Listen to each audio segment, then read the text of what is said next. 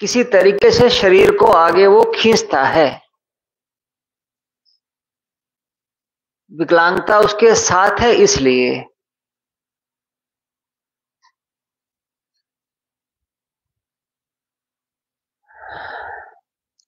स्वस्थ होने का लक्षण यही है कि सीधे और सहज चले, बिना टकराए, बिना किसी से उलझे।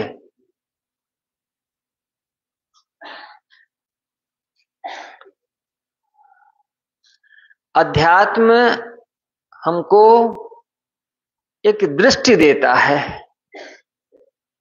एक समझ देता है।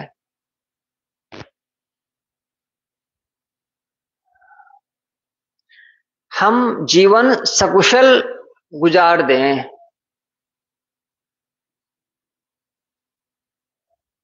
यही काम है अध्यात्म का।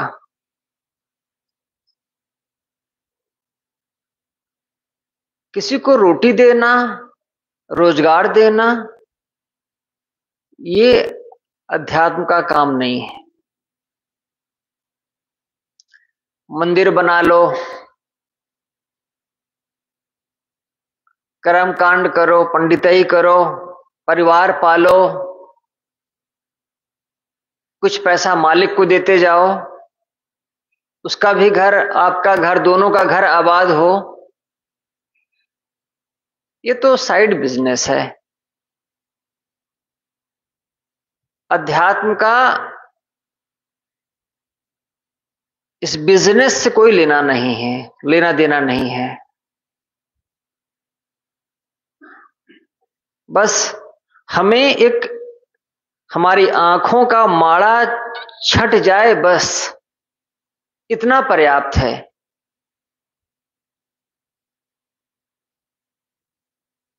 जिसकी आंखें ठीक होंगी वो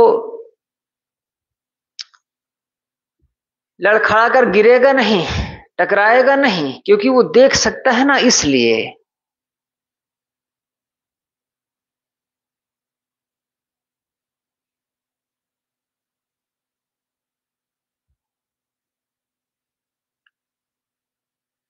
जीवन की अनगिनत कहानी जो सपने से अधिक नहीं है, आवश्यकता से अधिक तूल दे, मानस चिंता धार बही है। मानस मन में चिंता की एक धारा बही है। कैसे, क्यों? आवश्यकता से अधिक तूल दे, ज्यादा आपने उसको महत्व दे दिया तो चित्त आकुल व्याकुल हो गया।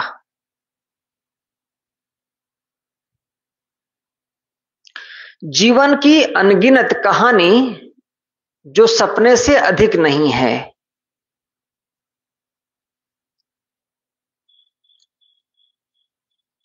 अनगिनत कहानी, अनेकों कहानियां हैं जीवन की। बस बहुत थोड़ा समय जीवन का होता है, ज्यादा नहीं। कितना थोड़ा? जैसे कोई सो जाए और सपना देखे तो सपने की अवधि कितनी है? बहुत थोड़ी। जिन्होंने नींद पर काम किया है, स्लीपिंग साइंस पर काम किया है, उन्होंने कहा आदमी की नींद को 4 से 5 हिस्सों में बांटा जा सकता है। जब तत्काल आप सो जाते हैं, आंखें, पलकें बंद हैं, पलकें बंद हैं लेकिन आंखें अभी डोल रही हैं, चल रही हैं पलकों के भीतर। फिर कुछ 1 घंटे के बाद उन आंखों का हिलना बंद होता है, तब गहरी नींद आती है थोड़े समय के लिए। यदि कोई आदमी 6 घंटे सोता है तो उन 6 घंटों में उसकी जो गहरी नींद है वो बमुश्किल 1.5 घंटे की होती है। मुश्किल से 1.5 घंटा बस।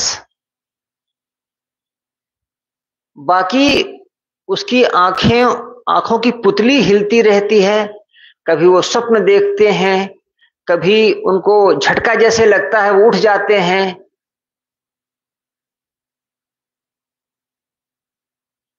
इसीलिए योगी 2 घंटे सो लेते हैं तो उनका पूरा हो जाता है। वो जो 2 घंटे सोते हैं ना, उसमें कोई स्वप्न नहीं, उसमें कोई हलचल नहीं, उसमें कोई मानसिक विचलन नहीं होता है। जितना ज्यादा आप बिस्तर पर रहेंगे और सोएंगे, नींद की क्वालिटी उतनी घटती चली जाती है। जितना ज्यादा बिस्तर पर पड़े रहेंगे, नींद की क्वालिटी उतनी ही कम होती चली जाती है।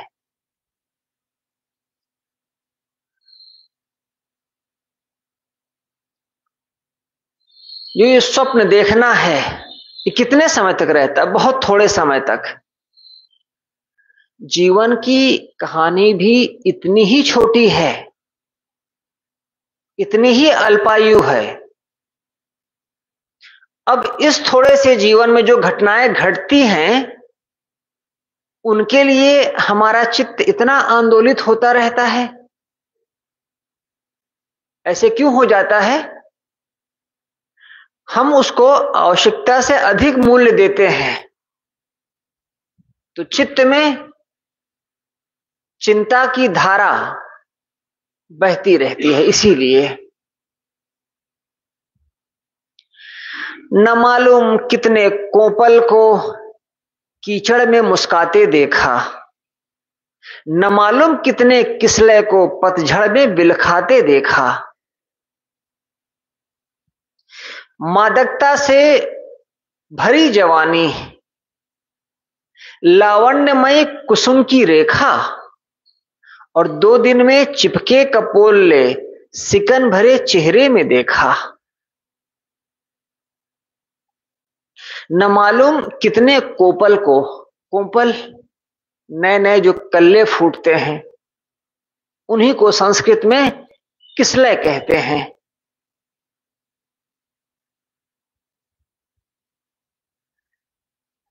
न मालूम कितने कोपल को कीचड़ में मुस्काते देखा।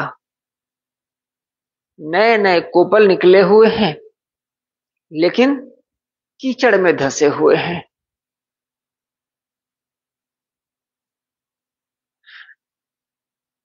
और जो कोपल खिल गए हैं,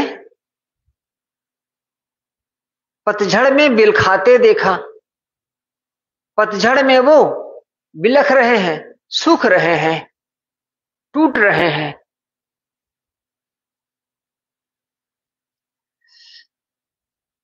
पड़ोसी मुल्क में एक चित्रकार है, मुसलमान है। वो इस समय फ्रांस में चित्रकारी का काम करता है।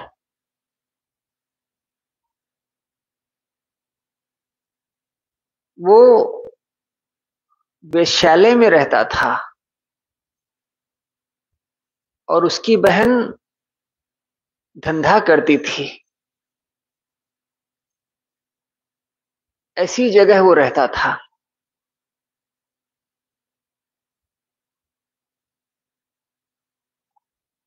जब ग्राहक आते थे तो अपनी बहन के बच्चों को संभालता था वो बाहर। जो थोड़े से पैसे मिलते थे, उनसे वो गुजारा करते थे घर में। लेकिन वो चित्रकारी उसमें बचपन से थी। उसकी कोई पेंटिंग ऐसे ही किसी ग्राहक ने खरीद ली और वो ऊंचे मूल्य पर बिकी। तो पता लगाया गया ये आदमी, ये चित्रकार कौन है। तो पता लगाते लगाते वो पहुंचे कि वो तो वेश्यालय का एक दलाल जिसे आप कहते हैं ना, वैसे आदमी का है वो पेंटिंग का काम। वो लोग तो ऊपर से नीचे गिरे, सोचा नहीं था कभी उन्होंने, और वहीं सड़क के किनारे बैठ करके बनाता था।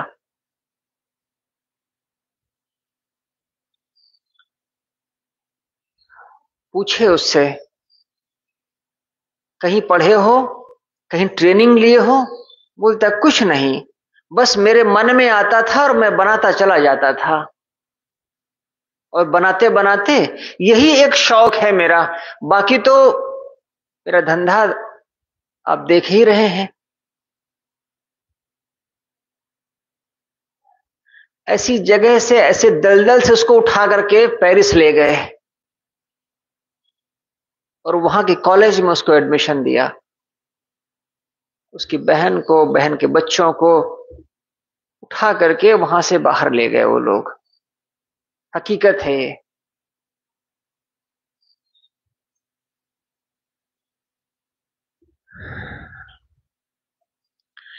न मालूम कितने कोपल को कीचड़ में मुस्काते देखा, और न मालूम कितने किसले को पतझड़ में बिलखाते देखा। कोपल हैं, कीचड़ में फंसे हुए हैं, विकसित हो गया है कोपल, लेकिन तेज तूफान आया और उसमें वो पेड़ से उखड़ गया, टूट गया। जो सुबह मुरझा खिला हुआ था वो शाम तक मुरझा रहा है। मादकता से पूर्ण जवानी, मादक माने नशा। जवानी अपने आप में उसका एक नशा होता है।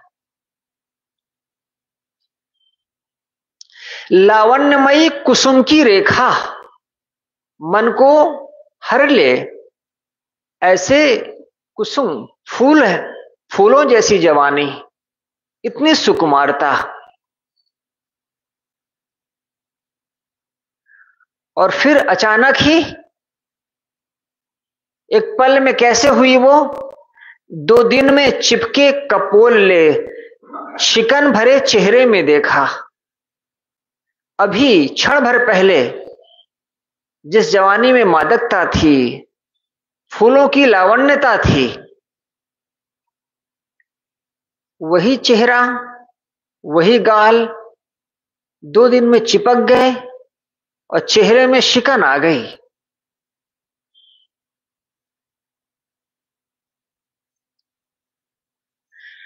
सारे अहंकार झूठे हैं, झूठा मन का मोह बढ़ाना।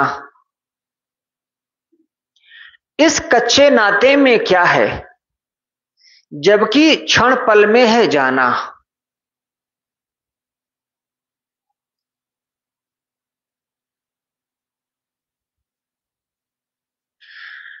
जितना अहंकार होता है, जवानी का, सौंदर्य का, सब स्वप्न जैसा है, सपने से अधिक नहीं है। सारे अहंकार झूठे हैं, और झूठा मन का मोह बढ़ाना, और मन का मोह बढ़ाते चले जा रहे हो। इन्हीं सबको देखकर इस कच्चे नाते में क्या है, जबकि क्षण पल में है जाना। जब कोई आदमी बहुत महत्वपूर्ण होता है, किसी सभा में जाना होता है और नहीं जा पाता, तो लोगों को सूचना देने के लिए अखबारों में आ जाता है, अमुक की तबीयत थोड़ी खराब हो गई थी तो आज की सभा में वो नहीं आ पाएंगे। आदमी को लगता है मैं कितना महत्वपूर्ण हूं, मेरी थोड़ी तबीयत क्या खराब हुई, अखबार में आ गया बुलेटिन, मेडिकल बुलेटिन इशू हो रहा है।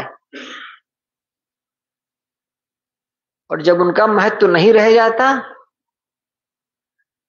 तब उनके मरने की खबर 2.5 से 3 पंक्तियों में आती है।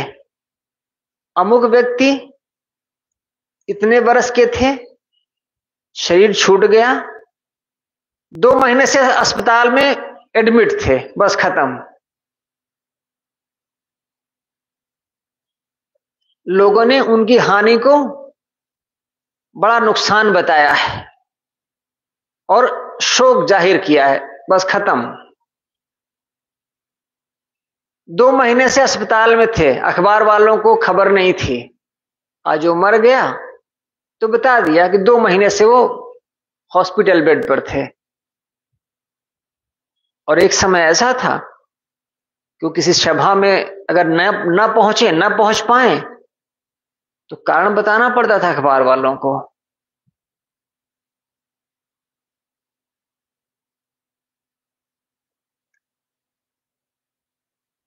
सब कुछ को सब समय विनष्टे देख, शोक को संध नहीं है। शोक करने की कोई संधि, संधि माने जगह, शोक को प्रवेश करने की जरा भी जगह नहीं है। सब कुछ को सब समय विनष्टे देख, सब कुछ को सब समय विनष्टे होते हुए देखोगे अगर, तो चित्त में शोक करने की जगह नहीं बचेगी।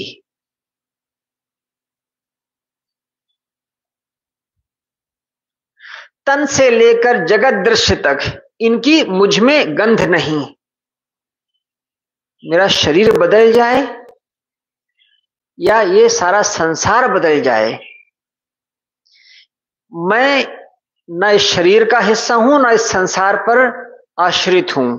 मैं इन दोनों से एकदम पृथक हूं। इनकी मुझ में गंध तक नहीं है।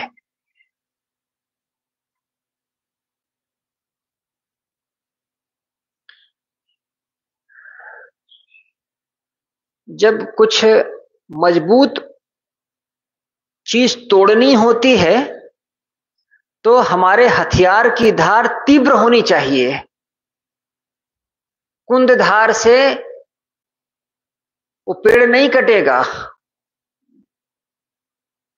वैसे ही ये जो हमारे मन की चिपकाहट है, जो हमारे मन का मोह है, इसके लिए तीव्र समझ, तीव्र ज्ञान चाहिए होता है।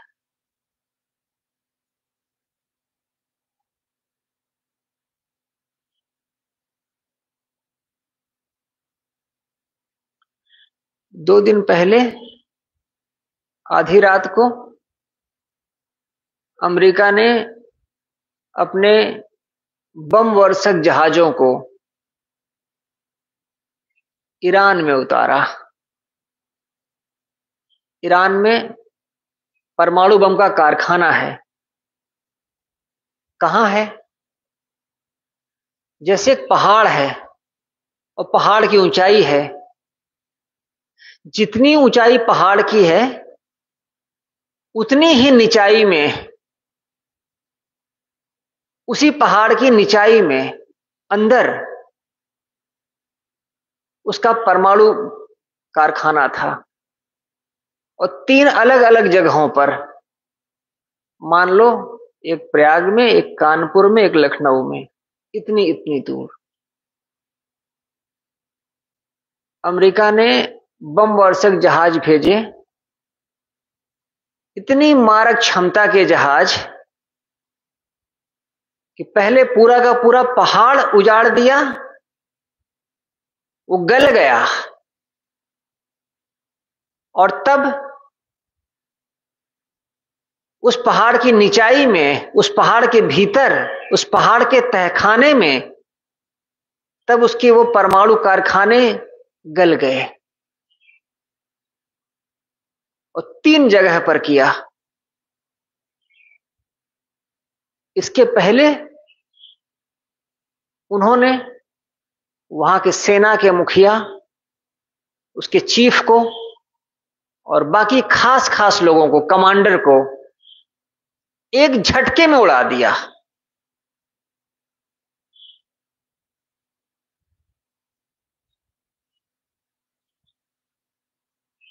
फिर उन्होंने कहा तुम्हारा राष्ट्रपति हमारा अगला निशाना हो गया। वो राष्ट्रपति भवन में बैठ करके ये ना सोचे कि सुरक्षित है, राष्ट्रपति को निशाना बनाएंगे हम। तब बाकी की सरकारों ने, दुनिया की सरकारों ने कहा राष्ट्रपति को मारना ठीक नहीं है, आप ये गलत आदर्श प्रस्तुत करेंगे। किसी देश की जनता ने अपने नेता को चुना है और तुम बेवजह मार रहे हो उसको, कोई कारण नहीं है। वो 80 साल का बूढ़ा है, कितने साल जिएगा? और जब तुम मारोगे राष्ट्रपति को तो कल दूसरे देशों के राष्ट्रपतियों को मारेंगे और बताएंगे कि अमेरिका ने मारा था इसलिए हमने आज इसको मारा है। ये ठीक नहीं होगा। तब वो थोड़ा सा शांत हुए। उन्होंने कहा ठीक है, तुम्हारे राष्ट्रपति को छोड़ते हैं, धर्मगुरु को छोड़ते हैं, लेकिन तुम्हारी सेना के जितने कमांडर हैं कोई नहीं बचेंगे। और पूरी दुनिया देख रही है तमाशा, कोई कुछ नहीं बोल रहा।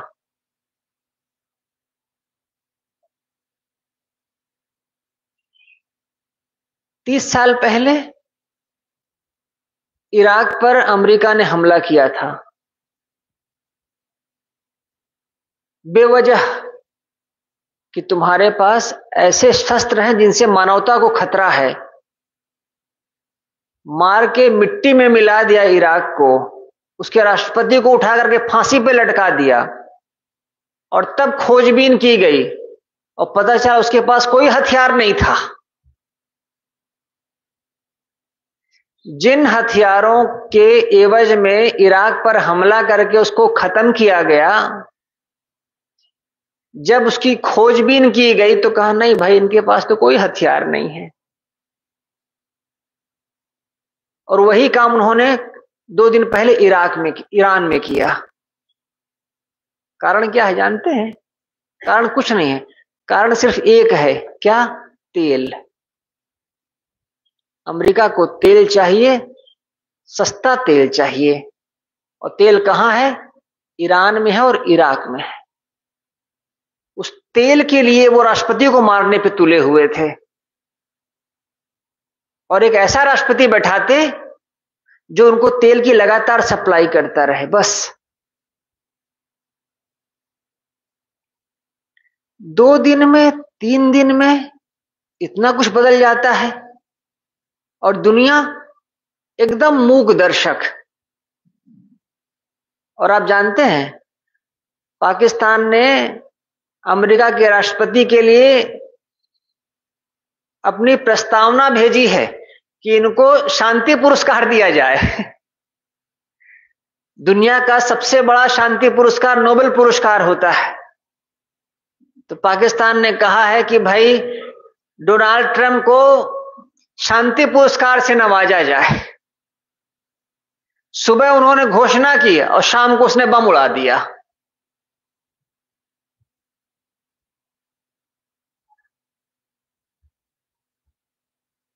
मूर्खों का कारोबार हो गया है राजनीति का काम, मूर्खों का कारोबार।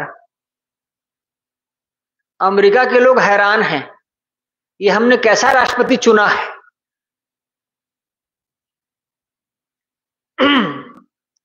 पहले अपने यहां परेशान किए हुए था, अब थोड़ा उसका ध्यान दूसरी तरफ गया, वहां परेशानी पैदा कर रहा है। लोग कह रहे हैं हम 4 साल वहां का राष्ट्रपति चुना जाता है, 4 साल के लिए। जनता कह रही है इसको 4 साल कैसे झेलें, तो कुल 4 महीना हुआ है ले देके। एक गलत मुखिया चुन लो और वो देश को नरक बना देगा।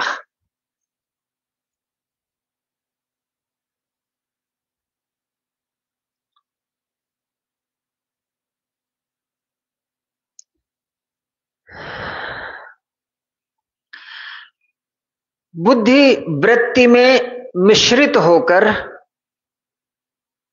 चेतन जड़ से विलग्न होता, होकर पृथक बुद्धि वृत्ति से सारे दृश्य भास को खोता। प्लेटो सुकरात का शिष्य हुआ।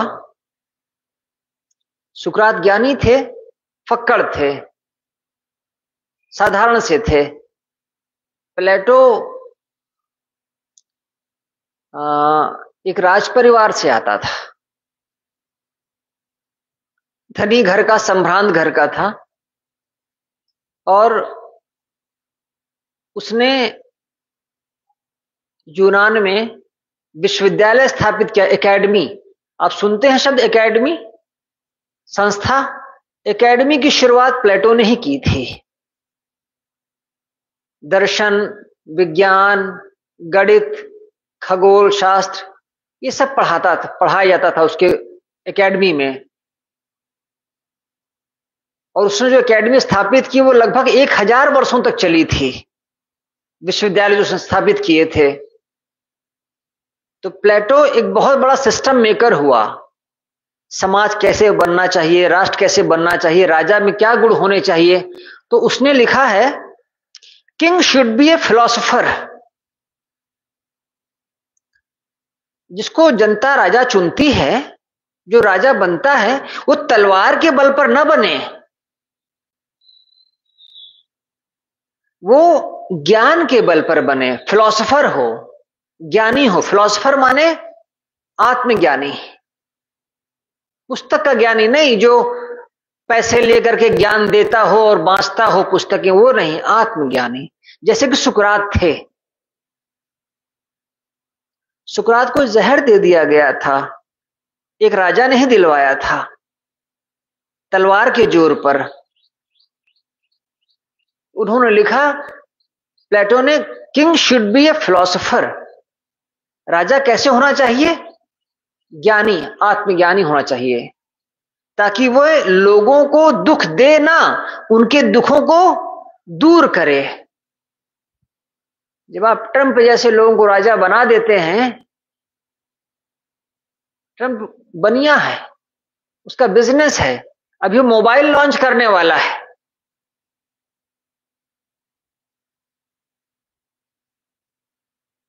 जिसमें ज्यादा लाभ होगा बनिया उसमें उतर आएगा। लोगों को मारने में अगर उसका हित है तो लोगों को मारेगा।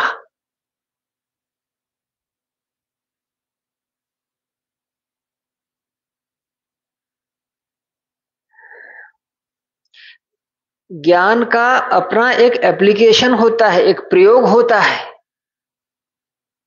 और अज्ञान का अपना नुकसान होता है। अगर जनता बड़ी नासमझ है तो वो ऐसे लोगों को चुनेगी जो उसी के जैसे हिंसा को बढ़ावा देते हों। इस देश ने कभी अंबेडकर को अपना नेता नहीं चुना। अंबेडकर चुनाव लड़े 2 बार, दोनों बार चुनाव हार गए लोकसभा का। और हम आज किसी भी चोर उचक्के को विजयी बना देते हैं।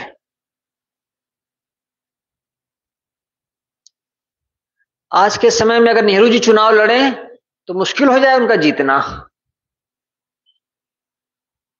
क्योंकि नेहरू चोर उचक्के जैसे नहीं है ना, इसलिए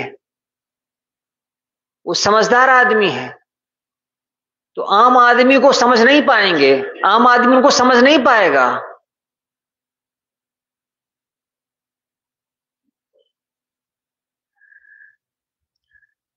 सरदार पटेल एक मंदिर के उद्घाटन में जा रहे थे,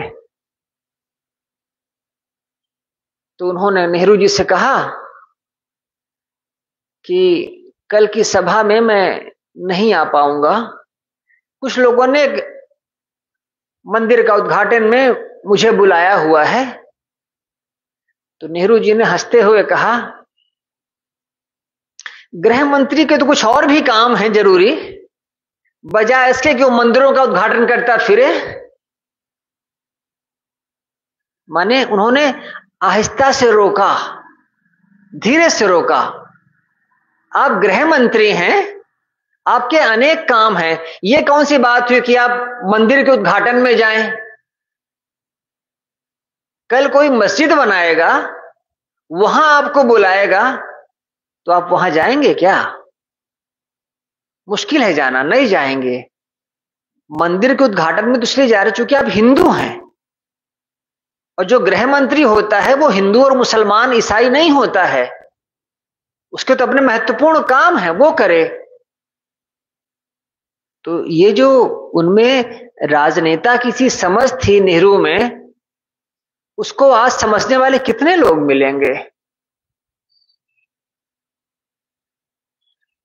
नेहरू जी ने विश्व इतिहास की झलक पुस्तक लिखी है, ग्लिम्सेस ऑफ वर्ल्ड हिस्ट्री, और भारत एक खोज, डिस्कवरी ऑफ इंडिया लिखी है।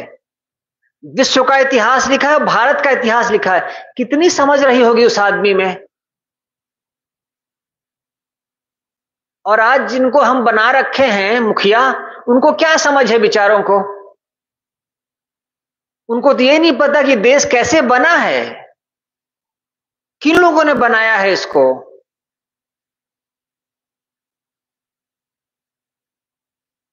जैसे जनता को इतिहास की कोई जानकारी नहीं, वैसे नेताओं को इतिहास की कोई जानकारी नहीं,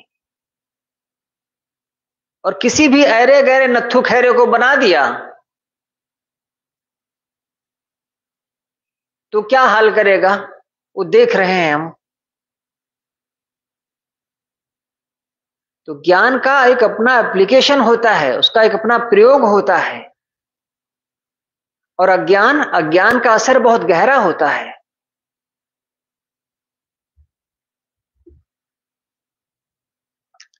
बुद्धि वृत्ति में मिल करके चेतन जड़ से अपने आप को अलग नहीं कर पाता।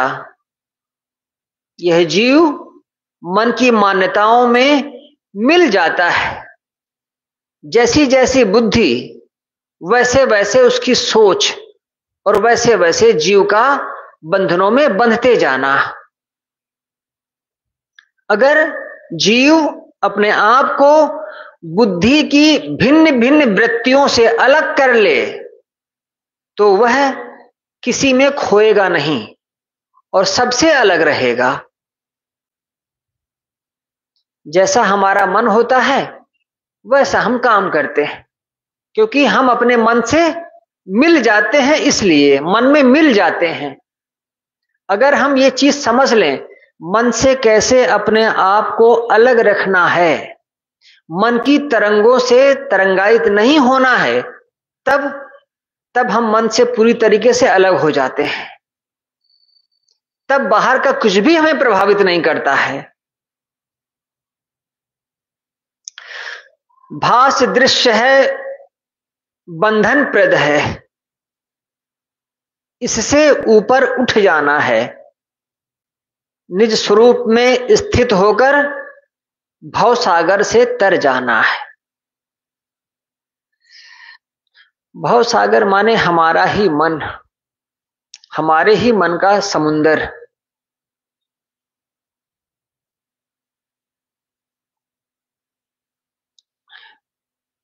तालाब छोटा, जिसको चारों तरफ से बांध दिया जाता है। नदी जिसको बांधा नहीं जा सकता है, उसका उद्गम कहीं अलग होता है, और वहां से बहते बहते वो कहीं दूर तक जाती है। कई 100 किलोमीटर हो सकता है, कई 1000 किलोमीटर हो सकता है, या कुछ किलोमीटर, उसको नदी कहते हैं। और दरिया जब समुद्र के किनारे खड़े होते हैं और कुछ किलोमीटर के फासले तक पानी ही पानी दिखता है, तब उसे दरिया कहा जाता है। तट के पास का जो समुद्र होता है उसे दरिया कहा जाता है। और जब जहाज लेकर के अंदर आप चले जाते हैं, तट से बहुत दूर, तब उसको समुंदर कहा जाता है।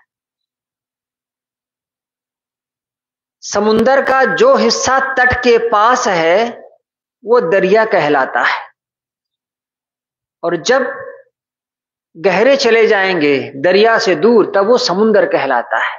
वही सागर है संस्कृत में। गहरा समुंदर होता है, बड़े बड़े जहाज समुंदर में डूबते हैं। ये जो मन है यह सागर है, समुद्र जैसा है। अपने इस मन से तरना है, अलग होना है, तो क्या तरीका है? अपने मन को विषयों से ऊपर उठाओ और अपने निज स्वरूप में मन को स्थित कर देना।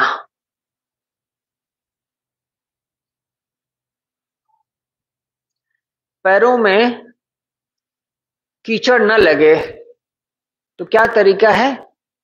जूते पहन लो, और या कि उस पर चलो ही ना। मन को या तो विषयों से ऊपर उठाए रखो, और दूसरी बात, अगर शरीर को वहां जाना ही पड़े तो भी चित्त एकदम अलग रहे शरीर से। जो शरीर का प्रारब्ध भोग है उसके लिए अगर किसी को काम करना ही पड़े तो करे जरूर, लेकिन मन को वहां से हमेशा हटाए रखे। जीवन भर दृष्टा बन रहना, कहीं दृश्य में भूल न जाना। शिक्षा सार कबीर गुरु का, पर को तज अपने को पाना। जीवन जीने का जो ढंग है वो क्या है? जीवन भर दृष्टा भाव में जीना।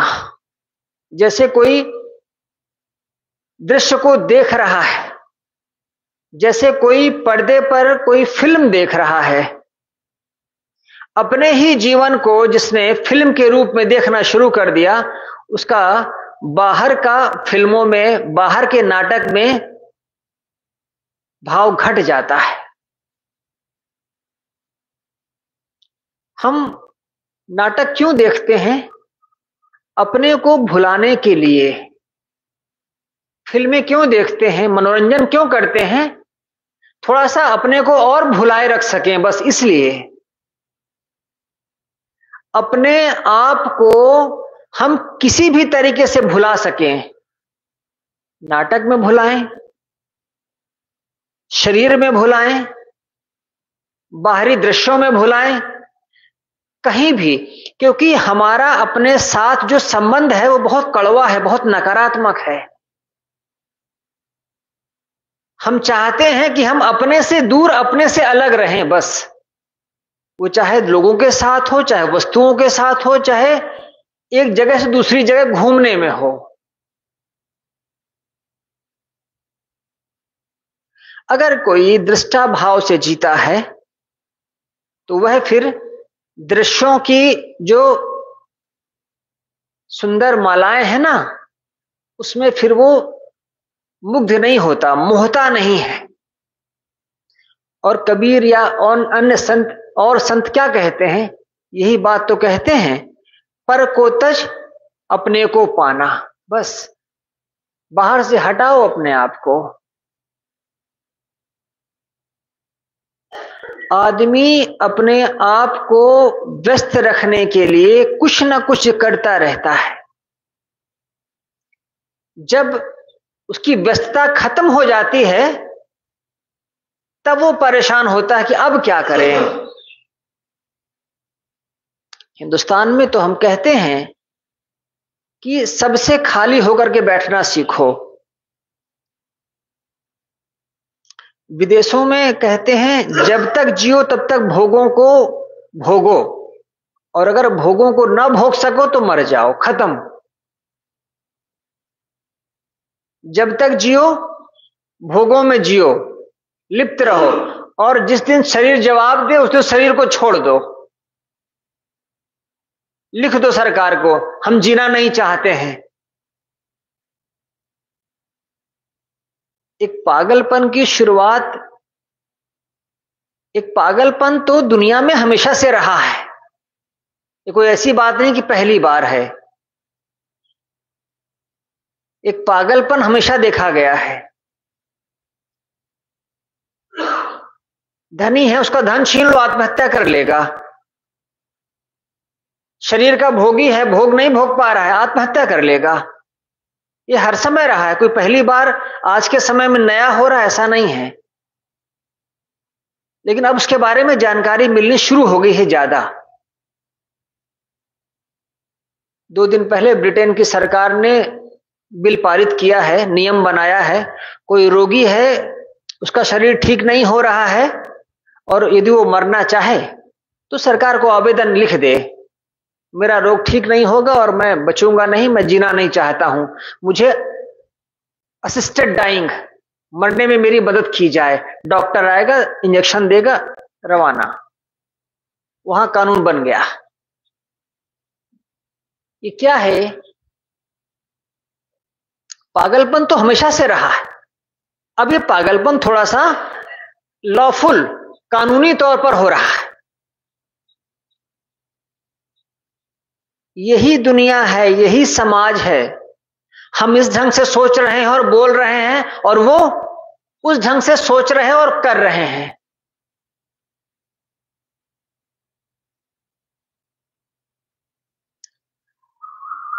संसरणशील संस्कृति को संसार कहा जाता है, जो क्षण क्षण परिवर्तित हो, बेरोक बहा जाता है। बेरोक, बिना रोके बहा जा रहा है। कौन? संसार। संसरणशील, जो लगातार, संसरण का मतलब होता है चक्कर लगाना। जैसे पृथ्वी अपनी धुरी पर गोल गोल घूमती है, कहीं ज्यादा आती जाती तो नहीं है, अपनी ही धुरी पर घूमती है। उसका एक निर्धारित पथ है, ऑर्बिट है, उसी ऑर्बिट पर वो घूमती है। वैसे ही जीवन है और वैसी ही पूरी सृष्टि है। संसरणशील संस्कृति को संसार कहा जाता है। बच्चे का जन्म लेना और वहां से फिर से इस शरीर का मिट्टी में मिल जाना, यह एक चक्र है। इससे ज्यादा और कुछ नहीं होता है। चीजों का बनना, उनका विकसित होना और उनका मिट जाना, यही संस्कृति है, यही चक्र है। और इसी में क्षण क्षण परिवर्तन होता रहता है, बेरोक बहा जाता है। इस परिवर्तन को कोई रोक नहीं सकता है। कुछ ऐसे पशु हैं जो कई सौ वर्षों तक जीते हैं। वैज्ञानिक उनके शरीर की जीन्स को, आनुवांशिकता को खोज रहे हैं। क्या कारण है कि ये छोटा सा प्राणी 150, 200, 300 साल तक जी जाता है और आदमी जैसा समझदार प्राणी बेचारा 60-70 साल में चला जाता है? तो वैज्ञानिक लगातार इसी खोज में हैं। क्या आदमी की उम्र को बढ़ाया जा सकता है? दूसरी बात, बढ़ाने भर से क्या होगा? अगर वो भोगों को ना भोग पाए तो जी के क्या करेगा? तो कैसे वो स्वस्थ रहे और कैसे वो भोगों को भोग सके? अब ये कैसी मूर्खता वाली बात है। लंबा जियो, ज्यादा जियो और ज्यादा भोगों में उतरो, इसमें कौन सी ऐसी समझदारी हो गई? जो काम एक कीड़ा 24 घंटे में कर लेता है, वही काम आदमी 100 वर्षों में करता है। तो कौन ज्यादा होशियार है, वो कीड़ा जो 24 घंटे में करके अपना निकल गया, कि वो आदमी जो 100 बरस तक करता रहे उस काम को।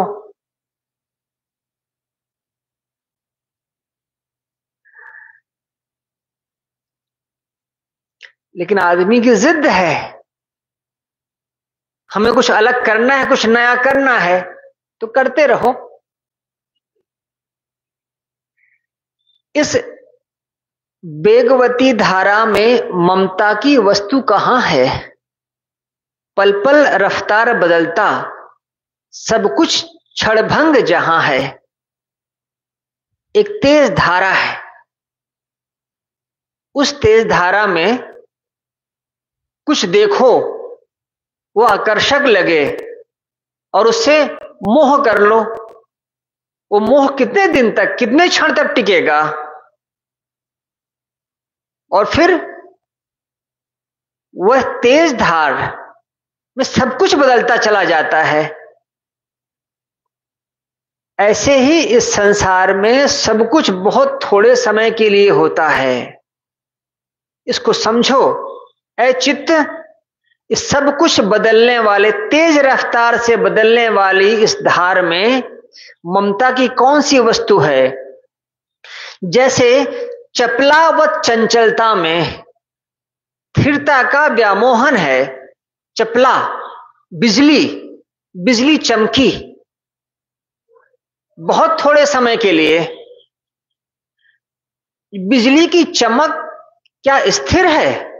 नहीं है, तो उसमें आदमी मोहता नहीं है। अगर बिजली की जैसी चंचलता में अगर तुम थोड़े समय के लिए भी स्थिरता का व्यामोह पालते हो, ये कैसे है? ये वैसे ही है। आपात मनोहरता का पद पद पर सम्मोहन है। चीजें अचानक देखो तो मनोहर जान पड़ती हैं, और संसार में ये चीजें बिखरी हुई हैं। हिंदुस्तान से कोने कोने से लोग कश्मीर जाते हैं।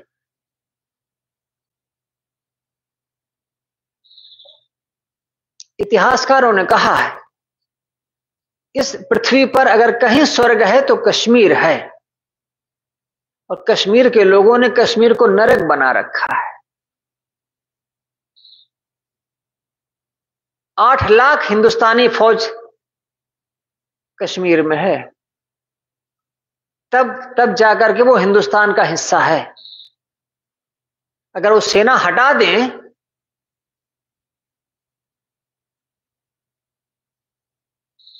आठ लाख सैनिकों के बल पर कश्मीर हिंदुस्तान का हिस्सा बना हुआ है।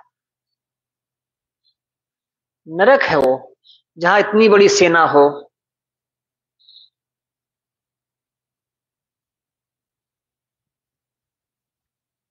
अचानक कुछ देखो तो मनोहर जान पड़ता है। अचानक झटके में किसी दूसरे की स्त्री आदमी देखता सुंदर जान पड़ती है, इसीलिए क्योंकि वो थोड़ा दूर है, अलग है, अचानक दिख गई। जिसकी पत्नी है उसको आकर्षक नहीं जान पड़ती, क्योंकि वो उसको शुरू से अंत तक देखता है, कोई आकर्षण नहीं है। आपात मनोहरता है ये, अचानक देख लिया इसलिए मनोहर है। कोई आदमी अपना घर बनाता है, थोड़ा थोड़ा थोड़ा जोड़ जोड़ करके बनाता है ढांचा, बहुत वर्षों में। अचानक कोई देखेगा, कहेगा बहुत बड़ा घर बना लिए हो। वो जानता है कितना जल्दी बना लिया हूं, पूरा जीवन लग गया है मेरा इसको बनाने में। यह है आपात मनोहरता का प्रमाण। जीवनाभास कहते हैं समयावधि परिसीमन को। जीवनाभास, जीवन का आभास, जीवन नहीं। जीवन इतना ही है क्या? समयावधि, इस समय अवधि में जन्म से लेकर के मरण तक के बीच की जो समय अवधि है, इसको लोगों ने जीवन कहा है। परिसीमन, डिलिमिटेशन। जन्म लिया और फिर शरीर छूटा, इन दोनों के बीच की अवधि को लोगों ने कहा कि यही तो जीवन है, बस इतना ही जीवन है। तो क्या शून्य से जीवन उपजा था और क्या वो फिर से शून्य में चला गया? जीवन तो इस शरीर के पहले भी था, इस शरीर के बाद भी रहेगा। बीच के हिस्से को जिसको तुम जीवन कहते हो, साहब कहते हैं जीवनाभास, जीवन का ही आभास है, जीवन का पता चलता है बस।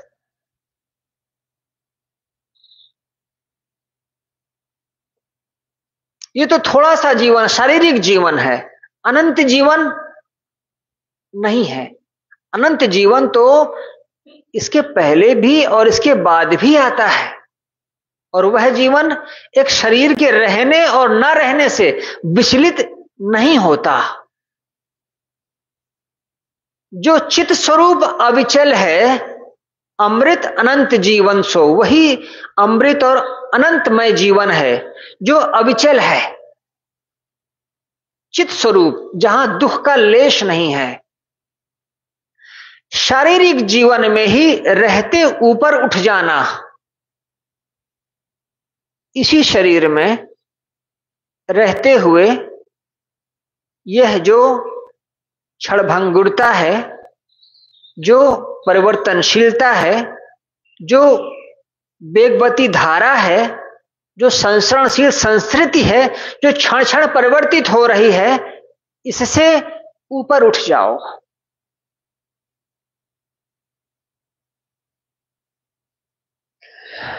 कीलें ठोकी जाती हैं,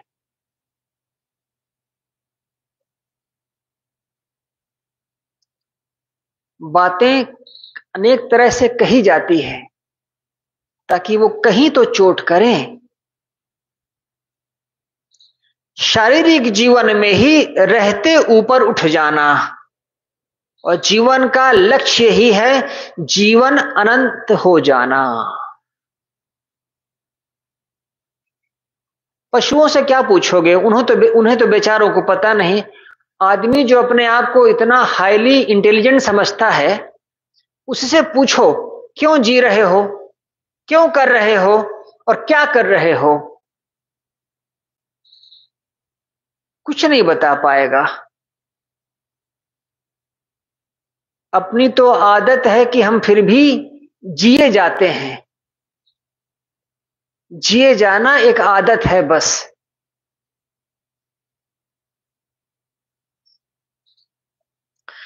गुरुदेव लिखते हैं, इसी शरीर में, इसी जीवन में अपनी मन की हलचलों से ऊपर उठ जाओ, तब जीवन का लक्ष्य यही है जीवन अनंत हो जाना। अनंत जीवन का हिस्सा कब होते हो? जब मन की हलचलों से अपने आप को मुक्त कर लेते हो, अलग कर लेते हो, बस। साहेब बंदगी साहेब। वंदन है गुरुदेव तुमको, वंदन है गुरुदेव।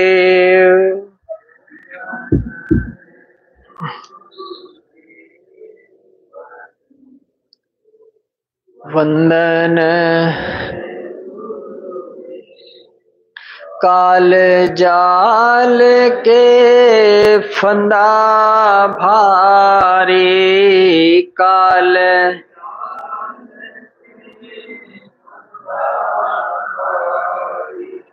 परख लखायो भेव तुमको, परख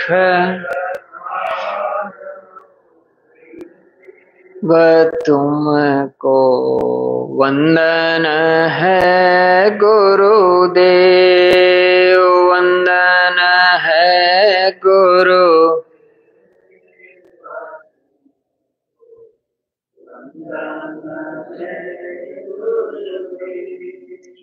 वेद शास्त्र सब खोजत हारे, वेद खोजत हारे मर्म न जानत, मर्म न जानत केव तुमको वंदन है,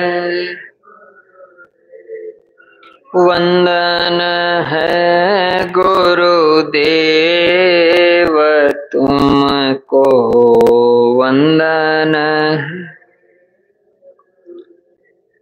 गुरु समान और को दाता, गुरु समान और को दाता, ताकि करिए सेव,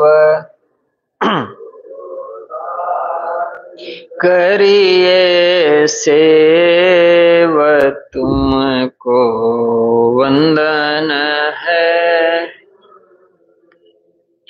वंदन है गुरुदेव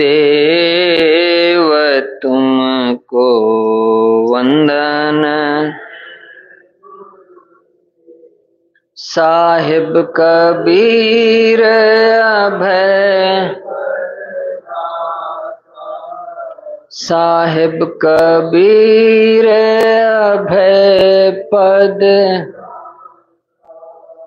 पूरन परख समेव, पूरन परख समेव,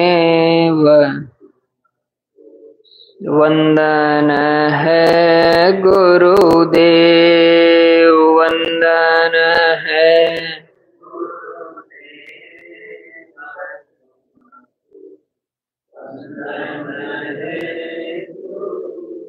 साहेब बंदगी, साहेब बंदगी, साहेब बंदगी। सद्गुरुदेव की जय, संत समाज की जय।